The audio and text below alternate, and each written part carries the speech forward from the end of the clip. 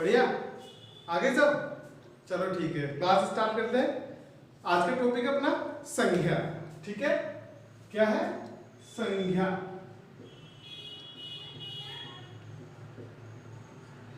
हिंदी के अंदर जब भी हम पढ़ने बैठते हैं सबसे पहले या वर्ण विचार टॉपिक आता है या फिर शब्द विचार के अंदर संज्ञा शब्द आता है, ठीक है।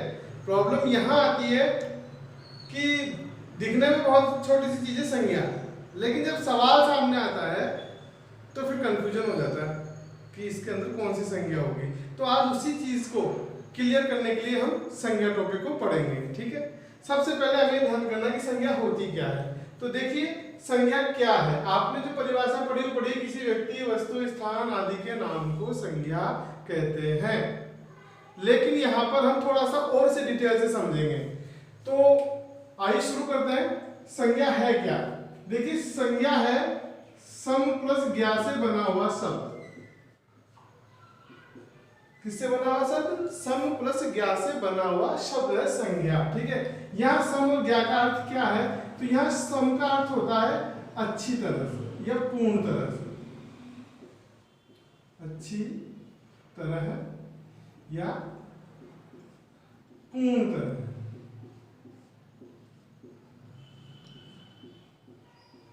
और ज्ञा का अर्थ होता है ज्ञान कराने वाला। ज्ञा का अर्थ क्या है? ज्ञान कराने वाला। अर्थात वह शब्द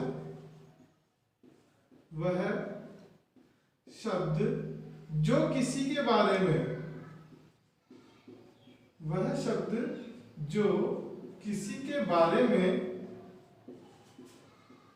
ठीक से ज्ञान करा दे, वह शब्द जो किसी के बारे में ठीक से ज्ञान करा दे संज्ञा कहलाता है, ठीक है। संज्ञा कहलाता है कौन सा? वह शब्द जो किसी के बारे में ठीक से ज्ञान करा देवे। अब आपने जो पढ़ा है वह पढ़ा है संज्ञा की परिभाषा कि किसी व्यक्ति, वस्तु, स्थान, भाव आदि के नाम को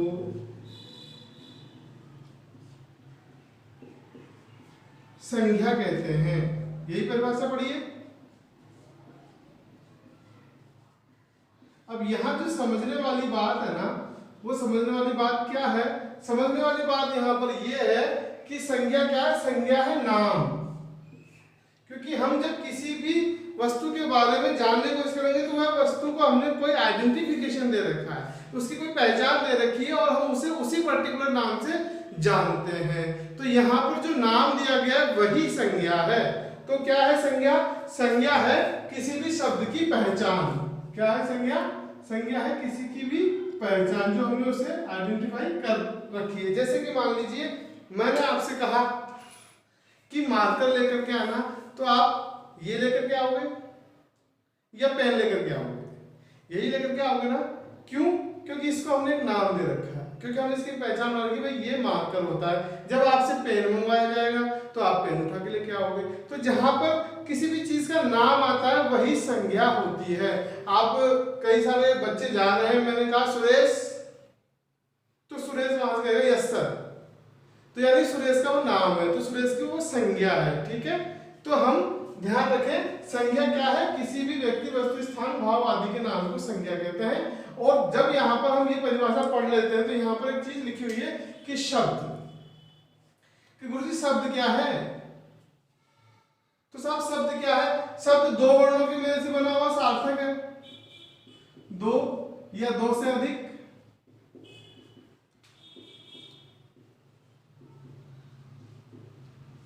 वर्णों के मेल से बना।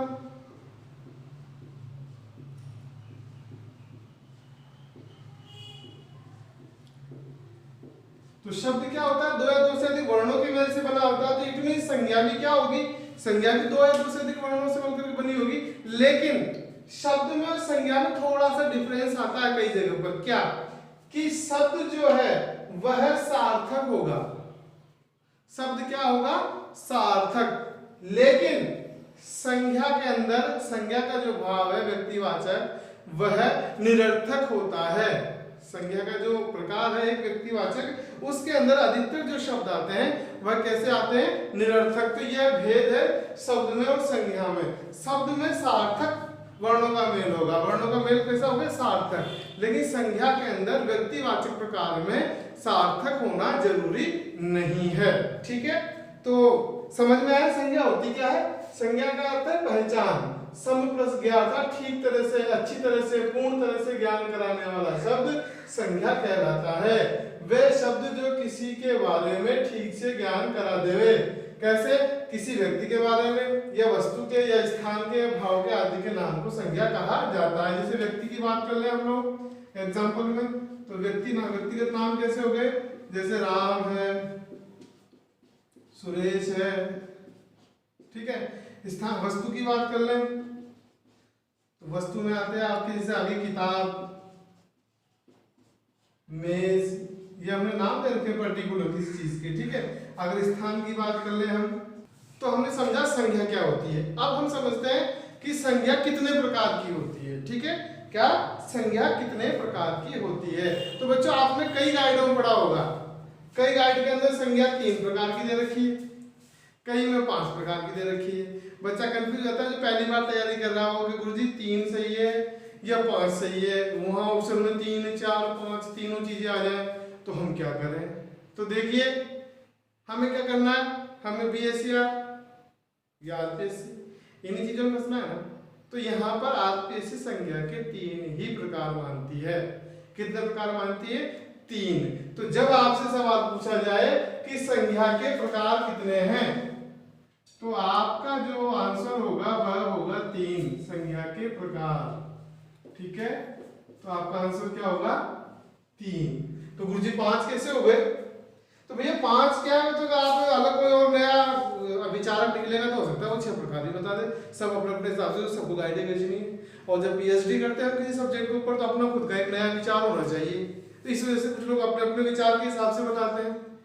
तो हमको क्या करना है, हमको सिर्फ फालतू की बातों में नहीं फंसना है, हमें ध्यान रखना फैक्ट क्या है। फैक्ट ये है कि संज्ञा के 3 प्रकार होते हैं। कौन कौन से होते हैं वह समझ लीजिए। पहला प्रकार जो माना गया है वह माना गया है व्यक्तिवाचक। कौन सा, व्यक्तिवाचक, व्यक्तिवाचक संज्ञा। दूसरा जो प्रकार माना गया है वह माना गया है जातिवाचक।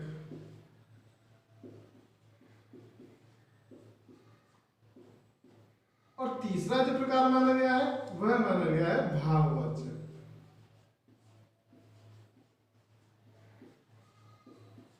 अब आपने जो पढ़ा 5 प्रकार, तो उसके अंदर आपने पढ़ा एक तो द्रव्यवाचक और एक समूहवाचक। कौन सा, द्रव्यवाचक और समूहवाचक। तो दोस्तों द्रव्यवाचक और समूहवाचक दोनों जातिवाचक के ही भेद माने जाते हैं। इसलिए आप जब भी सवाल सोल्व करें तो वहां पर 3 ही प्रकार बताएं। हाँ, ऑप्शन में ही 3 नहीं दिया है, उसमें ऑप्शन में ही 3 अगर नहीं दिया है तब फिर आप उसके अंदर 5 प्रकार कर दें, फिर कोई दिक्कत वाली बात नहीं, क्योंकि ऑप्शन में 3 है ही नहीं।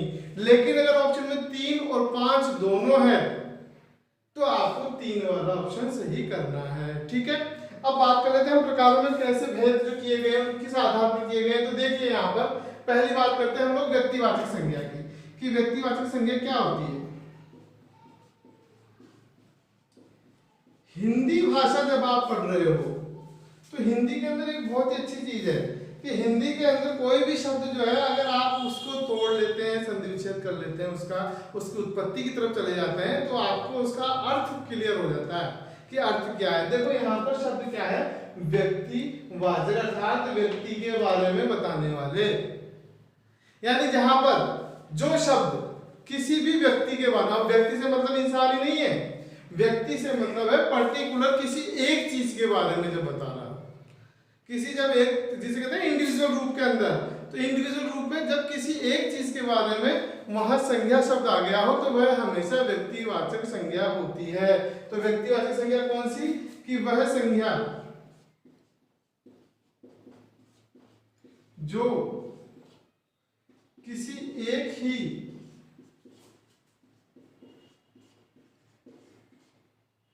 वस्तु या व्यक्ति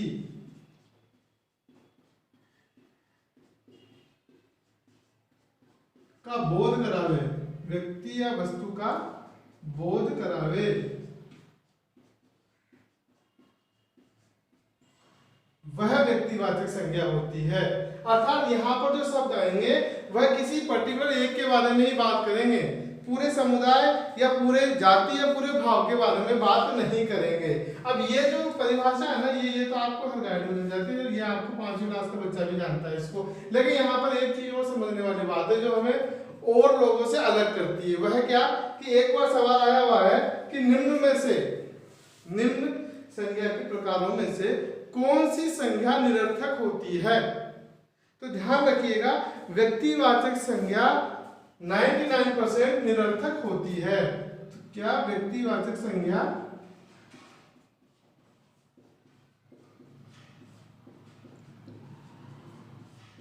कैसी होती है? निरर्थक। निरर्थक का मतलब, हाँ मुझे पता था आप सवाल करोगे सर निरर्थक का मतलब यहाँ क्या है। निरर्थक का मतलब है जिस शब्द का कोई अर्थ नहीं निकलता हो। तो हम लोग निरर्थक की बात करते हैं। निरर्थक का मतलब क्या है? यहाँ निरर्थक से मतलब है, जैसे मान लीजिए लिखा हुआ आगे आपके राम। अब राम शब्द का कोई सार्थक थोड़ी ना है कि राम का अर्थ क्या होता है।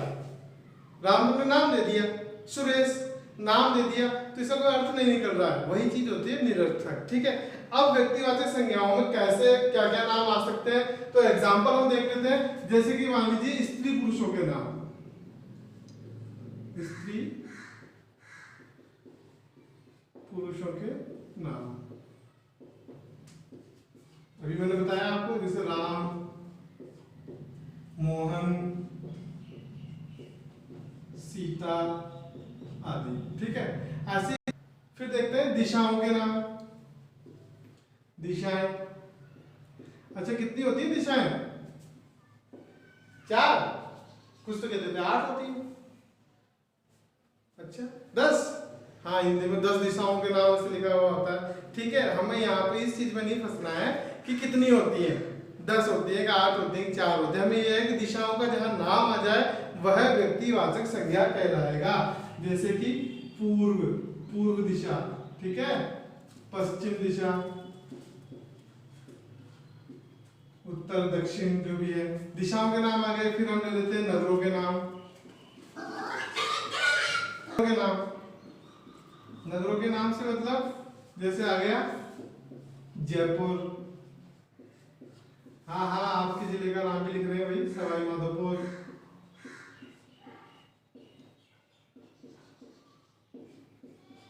फिर आ जाता है आपके देशों के नाम।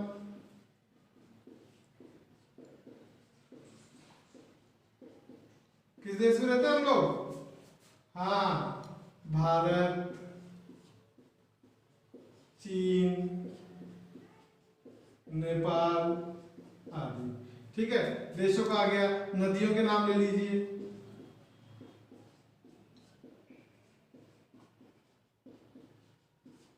जैसे कि गंगा नदी आ गई, नर्मदा नदी, अच्छा यहाँ की भी, राजस्थान की भी, ओके, बनास नदी आ गई।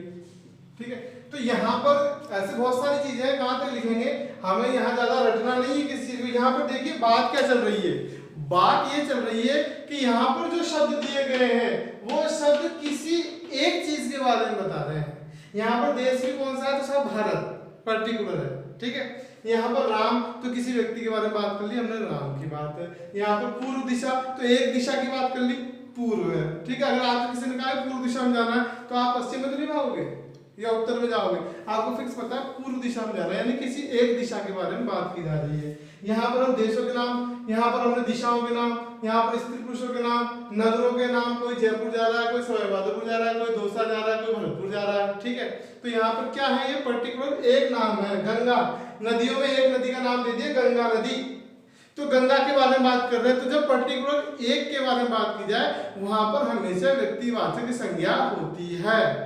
ठीक है, अब दूसरा प्रकार हम पढ़ेंगे। अब पढ़ते हैं हम लोग जातिवाचक संज्ञा के बारे में, ठीक है, कि जातिवाचक संज्ञा क्या होती है। पहले परिभाषा देख लेते हैं और परिभाषा देखने के बाद में फिर हम इन्हें समझेंगे कैसे होता है। तो देखिए यहाँ पर वे संज्ञा शब्द, वे संज्ञा शब्द जो किसी जाति, वर्ग, समूह, समुदाय आदि का बोध कराते हैं। समुदाय आदि का बोध कराए। ये तो थी हमारी परिभाषा कि वे संज्ञा शब्द जो किसी जाति और समूह, समुदाय आदि का बोध कराइए। लेकिन देखिए समझने वाली बात ये थी, अभी अभी हमने पढ़ा व्यक्तिवाचक संज्ञा, तो आपने देखा होगा व्यक्तिवाचक संज्ञा में मैंने इधर कुछ और लिख रखा था, इधर एग्जाम्पल लिख रखे थे, राइट। हाँ, तो इधर जो लिख रखा था ना, वे सभी शब्द की अगर हम बात कर ले तो वे सभी के सभी शब्द जातिवाचक संज्ञा के अंतर्गत आ जाते हैं। जैसे कि हमने कहा, पहले मैंने लिखा था स्त्री और पुरुष लिखा था, तो ये क्या है, ये जातिवाचक संज्ञा का उदाहरण है। स्त्री स्त्री जाति होगी, पुरुष पुरुष जाति की बात कर ले। मैंने लिखा था नगर, लिखा था ना नगरों के नाम, तो नगर आ गया। तो ये क्या कर रहा है, एक समूह का, एक समुदाय का बोध करा रहा है, ठीक है। तो नगर भी स्त्री जातिवाचक संज्ञा में आ गया। मैंने लिखा था दिशा, मैंने लिखा आपके शहरों के नाम, मैंने आपको लिखा नदियों के नाम, तो नदियां, ठीक है, या नदी खुद आ जाए अकेली, तो ये नदियां, नदी, ये क्या है, ये जातिवाचक शब्द है। जैसे कि पशु, पशु लिख दिया, तो पशु क्या है, पशु एक जाति है। हमने जो जीवों की जातियों के अंदर एक जाति का नाम रखा है पशु। एक है मानव जाति, तो मानव जाति, पशु जाति, ये क्या है, ये सब जातिवाचक संज्ञाओं के उदाहरण है। जैसे लेखक, लेखक आ गया। लेखक क्या है, लिखने वाले लोग, उनकी सारी एक जाति, उसको हम क्या कहते हैं, लेखक कहते हैं। पाठक, पढ़ने वाले आ गए। हाँ, और जो चलता है आपके, जो आप जाते हैं बड़े हुए, जैसे पंडित, पंडित क्या है, पंडित एक जाति है। मीणा, मीणा क्या है, मीणा भी एक जाति है, ठीक है। ऐसे फूल। अब ये तो थे जातिवाचक शब्द, ठीक है। अब इन्हीं के अगर हम प्रकारों की बात कर लेते हैं, इन्हीं के अंदर हम जो पर्टिकुलर किसी चीज की बात कर लेते हैं, तो वह व्यक्तिवाचक शब्द बन जाता है। तो जातिवाचक शब्द कौन से, वे संज्ञा शब्द जो किसी जाति, वर्ग, समूह, समुदाय आदि का बोध करावे। जैसे कि स्त्री, पुरुष, नगर, दिशा, नदियां, नदी, पशु, फूल, लेखक, पाठक आदि। अब जो बात हम कर रहे हैं कि सर सवाल सोल्व करवाओ, सवाल सोल्व करेंगे हम इस वीडियो के अंत में। जैसे तीनों प्रकार हो जाएंगे, उसके बाद में फिर मैं आपको ये बताऊंगा कि किस तरह के तो सवाल आएंगे और किस तरह आपको उनका जवाब देना है, ठीक है। अब तीसरी बात कर लेते हैं हम लोग भाववाचक संज्ञा की। कौन सी संज्ञा की, भाव। चलिए बात कर लेते हैं भाववाचक संज्ञा की, ठीक है। भाववाचक संज्ञा, मैंने आपको सबसे पहले बात कही थी, अगर आपको ध्यान हो तो, जब व्यक्तिवाचक पढ़ रहे थे हम लोग, क्या कि जब किसी भी शब्द का अर्थ समझ में नहीं आए तो हिंदी की एक खासियत है कि आप उस शब्द को तोड़ लीजिए। यहाँ पर क्या है, भाववाचक, यानी भाव जहां पर आ जाए। भाव क्या है, कैसे समझेंगे हम भाव को, तो भाव के लिए आप सिर्फ इतना सा ध्यान रखें कि वह शब्द जिसे हम इमेजिन करें तो छू नहीं सके, केवल इमेजिन ही कर सकते हो, उसे छू नहीं सकते, देख नहीं सकते, उसे केवल महसूस कर सकते हैं, वह भाववाचक संज्ञा के अंतर्गत आता है। अब आपने जो परिभाषा पढ़ी, परिभाषा क्या पढ़ी है, परिभाषा ये पढ़ी आपने कि जिन संज्ञा शब्दों, जिन संज्ञा शब्दों से, हाँ मेरे साथ साथ बोला करो, जिन संज्ञा शब्दों से किसी व्यक्ति, वस्तु, स्थान आदि के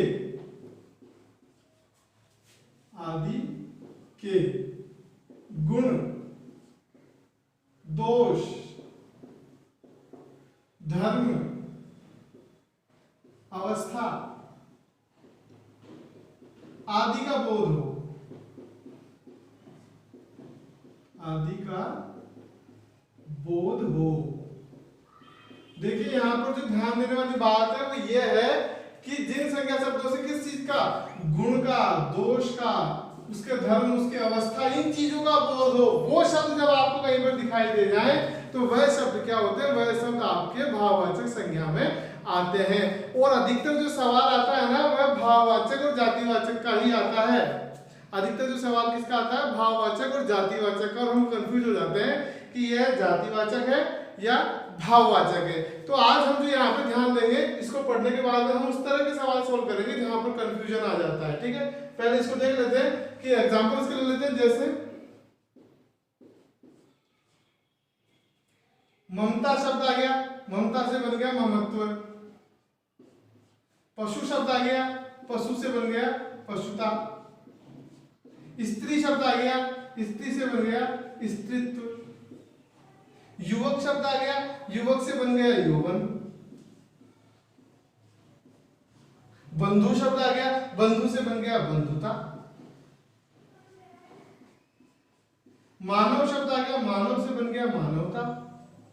तो वे सारे शब्द, अब देखिए यहाँ पर क्या तुम ममत्व को छू सकते हो, या पशुता को छू सकते हो, या स्त्रीत्व को छू सकते हो, या यौवन को, या बंधुता को, या मानवता को, किसी चीज को छू सकते हो क्या? नहीं, इसे सिर्फ महसूस कर सकते हैं, इन्हें सिर्फ फील कर सकते हैं। हम बता सकते हैं किसी के अंदर ममत्व का भाव है या नहीं है। तो वे शब्द जो कहीं पर भी किसी भी व्यक्ति का, वस्तु या स्थान के गुण, दोष, धर्म, अवस्था आदि का बोध करा दे, वे सभी के सभी शब्द क्या कहलाएंगे, आपके भाववाचक संज्ञा के अंतर्गत आते हैं। अब यहाँ तक तो हमने समझ लिया कि साहब संज्ञा क्या होती है, कितने प्रकार की होती है, लेकिन वहां तक सब लोग पढ़ के जाते हैं। हाँ, सभी लोग पढ़ के जाते हैं और हिंदी बिल्कुल इजी लगती है, लेकिन जब सवाल आता है ना तो साहब गलती होने में देर नहीं लगती। तो गलती कैसे रोकी जाए? गलतियां दो ही चीजों से रोकी जाती है, या तो अभ्यास करो आप, या फिर पूर्ण ज्ञान रखो। तो अपने पास ज्ञान भी हो और अभ्यास भी हो, तभी हम जाकर के कंपटीशन फाइट कर सकते हैं। तो अब हम ये समझेंगे कि किसी भी प्रश्न के अंदर किस तरह से हम पता लगाएं कि जातिवाचक संज्ञा है इसके अंदर, या भाववाचक संज्ञा है, या व्यक्तिवाचक संज्ञा है। तो चलिए देखते हैं किस तरह के सवाल हमारे यहाँ पर एग्जाम में आते हैं। ठीक है, अब देखिए दोस्तों, कुछ मैंने सवाल लिए हैं आपके, इनको हम सॉल्व करेंगे और सॉल्व करके हम समझेंगे कि किस तरह से प्रश्न सॉल्व किया जाता है। मैंने लगभग कुछ उदाहरण ऐसे लिए हैं जो आपके वहां आते हैं और कंफ्यूज कर देते हैं बच्चे को, उस तरह के एग्जाम्पल लिए हैं। देखो प्रश्नों की संख्या है ना हजारों में है, ठीक है, और आपको क्या करना है, आपको अभ्यास करना है। अभ्यास करने के साथ साथ आपको एक बात ध्यान रखनी है कि प्रश्न की प्रकृति क्या है, मतलब कि प्रश्न क्या कहना चाह रहा है। अब यहाँ पर जो मैं बता दूं रीट वालों, थोड़ा सा ध्यान दें, रीट के अंदर सिलेबस में लिखा हुआ है गद्यांश पर आधारित सवाल। तो आपके तो लाइन आएंगी, जैसे कि ये लाइन आ गई है, ये लाइन आ गई, इस तरह से। ठीक है, और जो सामान्य एग्जाम दे रहे हैं, बीएसटीसी की दे रहे हैं, चाहे सेकंड ग्रेड की दे रहे हैं, चाहे पीटीटी की दे रहे हैं, चाहे पटवारी की दे रहे हैं, उसमें लाइन भी आ सकती है और सीधा सीधा शब्द भी दे सकता है। तो मैंने दोनों ही तरह के उदाहरण यहाँ पर ले लिए हैं। यहाँ शब्द ले रखे हैं अपन ने, यहाँ एग्जाम्पल लिया है, पूछा है, यहाँ फिर शब्द है, यहाँ आपने वाक्य ले लिया पूरा, यहाँ पर भी वाक्य हमने ले लिया है। तो चलिए आइए सॉल्व करते हैं। देखिए पहले चलिए क्या लिखा हुआ है कि मिठास शब्द है, यानी कि इस मिठास शब्द में कौन सी संज्ञा है। तो देखिए यहाँ पर ये क्या है, मीठा। मीठा क्या हो सकता है, टेस्ट करके बताएंगे ना अपन, तो उससे बनती है मिठास। तो कौन सा शब्द हो गया है यहाँ पर, क्या समूहवाचक है? नहीं, समूह नहीं आ रहा है इसके अंदर। क्या व्यक्तिवाचक है, क्योंकि किसी का नाम है क्या? ये भी नहीं है। तो आप इन्हें क्रॉस करते चले। क्या बच रहा है, जातिवाचक। जातिवाचक के अंदर क्या जाति है? नहीं, जाति भी नहीं। तो फिर क्या बच गया अपने पास? तो सिंपल सी बात है, यह शब्द किस में आएगा, यह शब्द आएगा भाववाचक संज्ञा के अंतर्गत। कौन सी संज्ञा? भाववाचक संज्ञा। तो इसका आंसर अपना क्या हो जाएगा, डी, भाववाचक संज्ञा। ठीक है, अब दूसरा सवाल आ गया, उसमें उसने ये पूछ लिया, 4 एग्जांपल दे दी। ये अधिकतर पटवारी में आते हैं इस तरह के सवाल कि निम्न में से कौन सा जातिवाचक संज्ञा में आता है। ठीक है, अब देखिए पहला बोल देखते हैं बुढ़ापा। क्या बुढ़ापा जाति होती है? नहीं। बुढ़ापा क्या है, बुढ़े होने का भाव। बुढ़ापा क्या है, बुढ़े होने का भाव। तो ये क्रॉस, ये जातिवाचक संज्ञा नहीं। फिर आता है दिल्ली, हमने पढ़ा व्यक्तिवाचक संज्ञा में साथ नगरों के नाम तो व्यक्तिवाचक संज्ञा में होते हैं। दिल्ली पर्टिकुलर एक शहर का नाम, भारत की राजधानी है दिल्ली, तो ये भी जातिवाचक नहीं है। ठीक है, फिर हम बात करते हैं घर। घर क्या है, घर किसे कहते हैं? घर क्या है, घर हमने मकानों की संज्ञा दे रखी है, भाई मकान को घर बोलते हैं हम लोग। तो यहाँ पर ये क्या है, ये जातिवाचक संज्ञा है, क्योंकि यहाँ पर मकानों के बारे में बात की जा रही। इसके अंदर किसी पर्टिकुलर घर की बात नहीं की गई, यहाँ घर कोई सा भी हो सकता है, ठीक है। तो यहाँ पर ये कौन सी संज्ञा होगी, जातिवाचक संज्ञा, ठीक है। अगर यहाँ पर लिखा हुआ आ जाता कौन सा, अबरार सदन, क्या लिखा हुआ आ जाता, अबरार सदन या सरस्वती विला, तो वहां पर वह व्यक्तिवाचक संज्ञा में चला जाता है, क्योंकि वहां पर पर्टिकुलर किसी एक घर के बारे में बात कर रहे हैं, पर्टिकुलर किसी एक स्थान की बात वहां पर चल रही है। तीसरा सवाल जो अधिकतर कंफ्यूज करता है बच्चों को, ये है नौकरी। कि सर नौकरी शब्द में क्या है, ये मैंने सवाल दिया भी था पिछली बार एग्जाम के अंदर, और लगभग 90% बच्चों ने इसके गलत आंसर दिए थे। देखिए नौकरी शब्द किससे बना है, मुझे बताइए। नौकरी शब्द बना है नौकर से, ठीक है। तो जब नौकर क्या करेगा, नौकरी करेगा, तो नौकरी क्या हो गया, भाव हो गया ना, नौकरी नौकर यानी कार्यकर्ता जो हमारा, तो भाववाचक संज्ञा आती है नौकरी। अधिकतर लोगों ने नौकरी शब्द में जातिवाचक संज्ञा कर दी, जातिवाचक संज्ञा गलत होती है। नौकरी क्या है, नौकर होने के बाद, नौकर का कार्य है। क्या नौकरी को हम कर सकते हैं, क्या छू सकते हैं, क्या नहीं, नौकर को छू सकते हैं लेकिन नौकरी को नहीं छू सकते। नौकरी तो क्या है, उसका कार्य है, तो वो किस में आएगा, गुण है ना उसका, तो वो किस में आएगा, भाववाचक संज्ञा में। अब सवाल हम ले लेते हैं, वहां बहुत भीड़ थी, वहां बहुत भीड़ थी, रेखांकित शब्द में कौन सी संज्ञा है, रेखांकित शब्द में कौन सी संज्ञा है, ठीक है। ये आपको उसका सवाल दे दिया, वहां बहुत भीड़ थी, तो भीड़ क्या है, भीड़ क्या है भाई, भीड़ कई लोगों का समूह है या नहीं है। कई सारे लोग जब इकट्ठे होते हैं तो उसे हम भीड़ कहते हैं ना, तो सिंपल सी बात है, जहां पर समूह की बात आ गई वहां पर जातिवाचक संज्ञा हो जाएगी। अब बात कर ले हम लोग 5 सवाल, ये सवाल देखो इंपॉर्टेंट है, इसके अंदर क्या है, इसके अंदर नाम आ रहा है जयचंद, ठीक है। अब जो संज्ञा को केवल रट करके गए वो उन्होंने पढ़ा किसी व्यक्ति वस्तु स्थान आदि के नाम को संज्ञा कहते हैं, और जहां पर किसी व्यक्ति का नाम आ जाए वहां पर व्यक्तिवाचक संज्ञा होती है। नहीं, प्रयोग देखना है, सवाल की प्रकृति क्या कह रही है कि देश में आज भी जयचंदों की कमी नहीं है। तो जयचंद यहाँ कोई नाम नहीं है, यहाँ पर जयचंद के कार्य, जो जयचंद ने कार्य किए थे उनकी बात चल रही है। तो जब किसी अन्य था, यानी कि मान लीजिए आप जयचंदों की बात करेंगे तो चुगली करने वाले या भेद बताने वाले, ठीक है। तो यहाँ पर जयचंदो क्या होगा, जयचंदो जातिवाचक संज्ञा में आएगा। दूसरे तरीके से भी हम इसको कर सकते थे, समूह वाला जयचंदो, बहुत सारे लोग आ रहे हैं, तो उस हिसाब से भी जातिवाचक संज्ञा बनती है, ठीक है। यहाँ पर मैं आपको एक छोटा सा उदाहरण और देना चाहूंगा, जैसे कि लिखा हुआ है आपके विभीषण, क्या लिखा आ गया, विभीषण शब्द में कौन सी संज्ञा है। तो विभीषण शब्द नाम दे रखा है साहब, रावण का भाई था विभीषण। विभीषण कौन था, रावण का भाई था विभीषण। तो यहां पर कौन सी संज्ञा हो गई, इसके अंदर व्यक्तिवाचक संज्ञा हो गई। लेकिन अगर इसका मैं प्रयोग कर दूं वाक्य में, कैसे, कि सुरेश ने विभीषण बनकर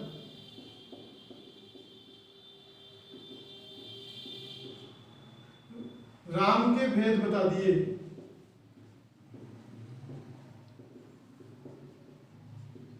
सुरेश जो है राम का दोस्त है, वो विभीषण बन गया कहीं पर जाकर के, उसने राम के भेद बता दिए और फिर आपको रेखांकित कर दिया कि रेखांकित शब्द में कौन सी संज्ञा है।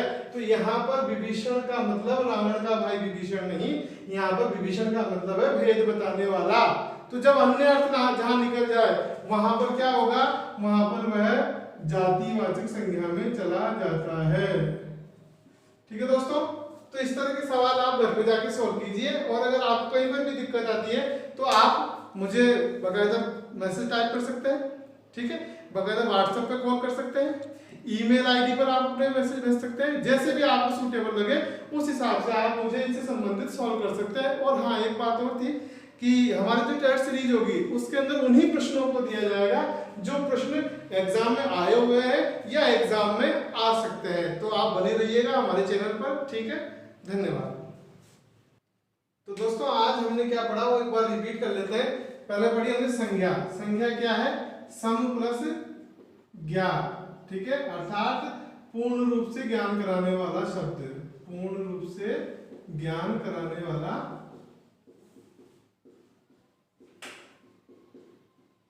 शब्द। ठीक है, फिर हमने कहा कि संज्ञा के भेद कितने हैं, तो हमने कहा संज्ञा के 3 भेद पढ़े हमने। कौन कौन से? पहला पढ़ा हमने व्यक्तिवाचक। व्यक्तिवाचक कौन सा? जिसके अंतर्गत व्यक्ति की पहचान हो, पर्टिकुलर एक के बारे में बात की गई हो, व्यक्ति कौन हो? एक हो, पर्टिकुलर एक व्यक्ति के बारे में बात की गई हो, वो हमने व्यक्तिवाचक में पढ़ी। ठीक है, फिर हमने दूसरी पढ़ी जातिवाचक में। जातिवाचक संज्ञा कौन सी? कि वह शब्द, वह संज्ञा शब्द जो किसी पूरी जाति का, वर्ग का, समुदाय का बोध करा देते, वो हमारे हो गए जातिवाचक संज्ञा के अंदर। फिर हमने तीसरी पढ़ी भाववाचक संज्ञा। भाववाचक कौन से?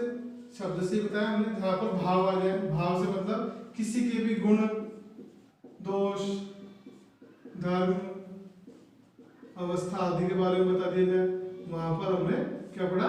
भाववाचक संज्ञा। तो शब्द यहाँ पर संज्ञा से यही सवाल आएंगे आपके, या तो जातिवाचक के बारे में पूछ रहे हैं, भाववाचक के बारे में। जहाँ कंफ्यूजन जो होता है वो जातिवाचक और भाववाचक के अंतर्गत होता है, जो हमने पूरी वीडियो में देख ली है। फिर से एक बार समझ लीजिए, संज्ञा कौन सी? जो पूर्ण रूप से ज्ञान करा दे, अर्थात पहचान, अर्थात किसी का भी नाम, पूरे विश्व के अंदर जो हमने नाम दे रखे हैं पूरी दुनिया के अंदर, वो सारे के सारे नाम संज्ञा में आते हैं। संज्ञा के भेद कितने होते हैं? संज्ञा के 3 भेद होते हैं। संज्ञा के प्रकार कौन से हैं? व्यक्तिवाचक संज्ञा, जातिवाचक संज्ञा और भाववाचक संज्ञा।